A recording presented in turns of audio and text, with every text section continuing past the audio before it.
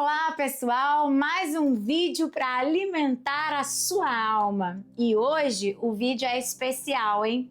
Nós vamos falar a verdade que os líderes religiosos não te contam. Exatamente. Olha, e não se esqueça de algo muito importante. Se inscreva aqui no nosso canal, ativa os sininhos das notificações, porque nós temos vídeos semanalmente para você não perder nenhum. E deixa eu te fazer uma pergunta: tem alguém que você sabe que precisa ouvir essa mensagem? Compartilhe esse vídeo com ele e seja mais um cooperador da expansão do reino. Sabia que tem frases que parecem piedosas, mas são de fato armadilhas espirituais? E o pior, elas são repetidas nos púlpitos há décadas, há muitos anos. E hoje eu quero quebrar junto com você alguns bordões gospel que parecem fé. Eles têm uma roupinha de fé, mas na verdade são disfarces religiosos e são disfarces de uma grande manipulação. Nós temos um vídeo aqui no nosso canal falando sobre Deus estar no controle. E esse é um dos campeões da manipulação gospel. Deus está no controle é uma verdade parcial, porque ela vai ferir a soberania de Deus e o caráter de Deus. Sim, ele é soberano, mas ele te deu o livre-arbítrio, ou seja, a possibilidade da escolha. Ele te deu a discernimento. Para quê? Para escolher certo e para fazer certo. E muito, ele te deu autoridade. Eles usam esse versículo, sabe para quê? Para justificar aquilo que eles desconhecem do caráter de Deus.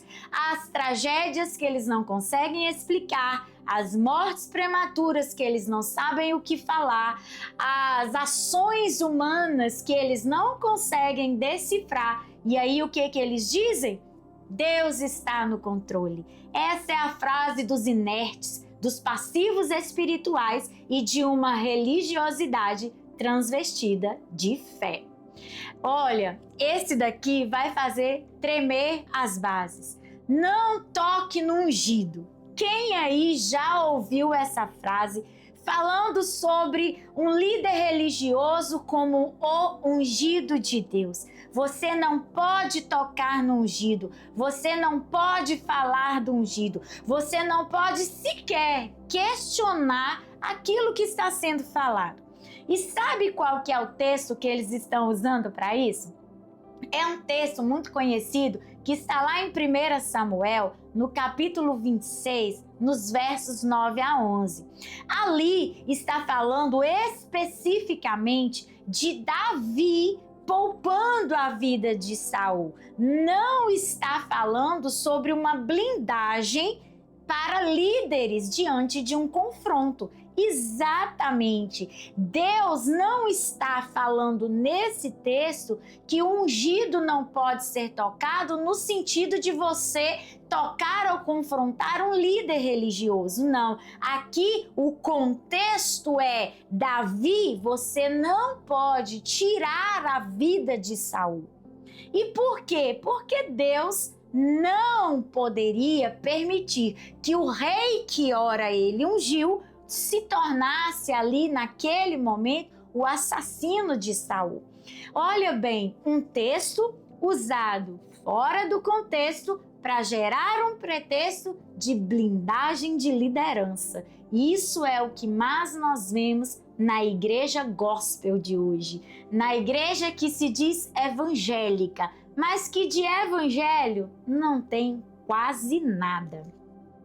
E lá em 1 João, no capítulo 2, no verso 20, tem um texto que vai explodir sua mente. Sabe o que está escrito? Todos vós tendes unção. Opa! Então quer dizer que todos nós somos ungidos? Exatamente. Então, se o seu líder, o seu amigo, o seu colega, o seu irmão da sua igreja está falando de você, ele também está tocando no ungido. Seria recíproco se isso fosse verdade, não é? Afinal de contas, todos nós somos ungidos por aquilo que a Bíblia diz. Jesus disse: eu fui ungido para, e a partir dele, essa unção, ela foi derramada nas nossas vidas pelo Espírito Santo de Deus.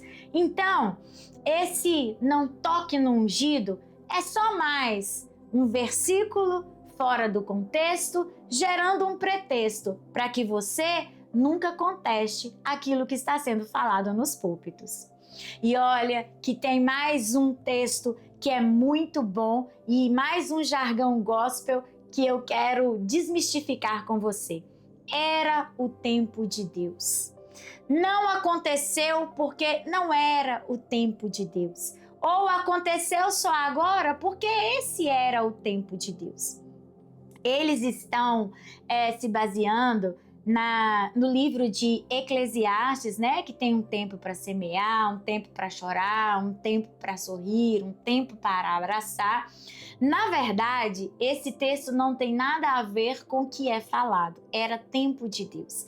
Porque esse texto, esse jargão gospel, está sendo usado para mascarar a procrastinação. Por que você ainda não entrou no ministério? Porque não é o tempo de Deus. Por que você ainda não se casou? Porque não é o tempo de Deus. Por que você ainda não executou aquilo que Deus te pediu? Porque ainda não é o tempo de Deus. Entende? É a procrastinação escondida atrás daquilo que você chama de bíblico. E na verdade não tem nada de Bíblia aí. Tem de pessoas que estão empurrando cada vez mais aquilo que elas precisam fazer e não fazem. Como Eclesiastes 11:4 vai dizer assim, olha: quem observa o vento nunca semeará. O que a Bíblia está dizendo nesse versículo? Que se você olhar que está ventando e esse vento impede você de fazer a semeadura, você nunca irá fazer. Quem observa ventos contrários nunca fará nada. Quem observa o que é contrário nunca vai fazer nada e estará sempre escondido. Não era o tempo de Deus, ou está demorando porque não está no tempo de Deus, ou eu não fiz porque não é o tempo de Deus. Na verdade, não tem nada a ver com Deus. Tem a ver com você que não assume aquilo que você precisa fazer. E tem mais um aqui que é muito boa. É aquela que diz assim, olha, tudo vai dar certo. Fica em paz, tudo vai dar certo. Não, tá dando errado agora, mas fica calmo, vai tudo ficar bem. Que mentira é essa, não é, meus irmãos? Na verdade, os púlpitos estão cheios de pregadores emocionados e gerando um bando de crentes emocionais e não espirituais. Você precisa estar amplamente, fortemente preparado para os dias de aflição. Precisa estar preparado para as tribulações que hão de vir. Por isso, não é sempre que tudo vai dar certo. Não é sempre que tudo vai funcionar. Não é sempre que vai sair do seu jeito. Não é sempre que vai ser como você pensou, como você planejou, como você imaginou. Não. Às vezes, quando dá errado, é que você vai perceber que você fez fora do que Deus quis. Quando algo não sai como você planejou, é porque de alguma forma você está planejando algo que está fora do que Deus falou exatamente com você. E aí, quando as coisas não dão certo, quando as coisas não acontecem, é porque nós estamos realmente fazendo coisas pela nossa vontade e não a vontade de Deus. Então, quando alguém vai pregar, né? E aí a vida tá um caos, a vida tá um problema e ele vai dizer assim, olha, não se preocupe, porque no fim tudo vai dar certo. Como que vai dar certo? Como que vai funcionar se você não faz o que é certo? Se você não faz o que é necessário ser feito? se você não age como precisa agir, entende? E o último jargão gospel que eu quero quebrar aqui alguns biscoitos com você é um que vai causar um certo escândalo na sua alma agora. Não dizimar é roubar a Deus. E eles usam o texto de Malaquias, né? Aquele texto do profeta Malaquias está falando especificamente de trazer todos os dízimos à casa do tesouro para que nela não falte mantimento. Malaquias capítulo 3, verso 10. Eu acho que é capítulo 3. Mas, olha só, o que esse texto na verdade está dizendo? Malaquias fala assim, olha, trazei todos os dízimos. Todos, então vai me dar a entender que é mais de um tipo de dízimo. Exatamente. Naquele tempo, na velha aliança, nós tínhamos 3 tipos de dízimo. O dízimo da viúva e do órfão, o dízimo do estrangeiro e o dízimo do sacerdote.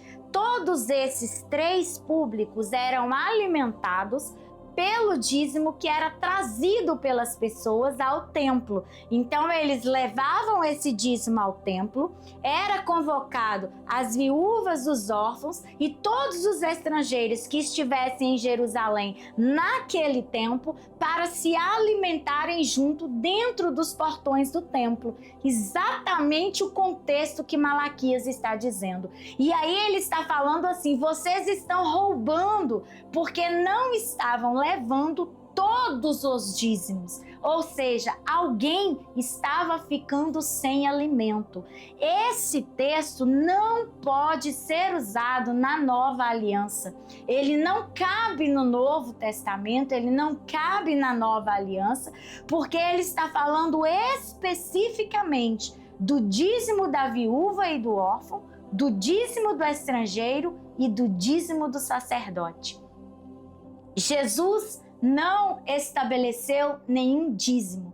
Ele não recebeu nenhum dízimo. Jesus, ele veio exatamente para confrontar o espírito religioso e trazer o que nós chamamos da generosidade. É o espírito generoso agora. Você não vai dar porque você tem medo de ser chamado de ladrão. Você vai ofertar porque você sabe que existe uma missão da parte de Deus para ser cumprida através da sua vida. Então, se alguém está usando esse texto próximo a você, você pode dormir em paz, porque você não é ladrão. Esse dízimo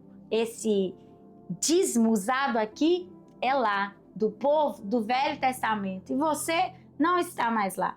Viu como que a verdade liberta? Mas primeiro ela nos confronta. Quantas frases dessa você ouviu? Que não dizimar é ladrão, que Deus controla, que tudo vai dar certo, que não pode tocar no ungido. Quantas vezes você já ouviu isso e já se sentiu massacrado e culpado por questionar algumas dessas coisas?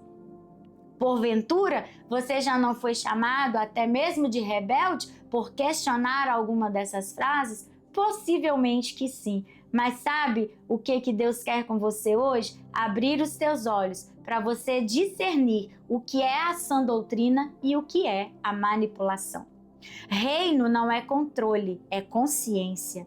E quem conhece a verdade se torna livre para manifestar o amor e o poder de Deus na terra. Então lembre-se dessa frase: o reino não é controle, é consciência. E não se esquece, você vai se inscrever no nosso canal, ativar o sininho e coopera com alguém. Envia esse vídeo para ele e ajude ele também a ficar livre dos jargões gospel.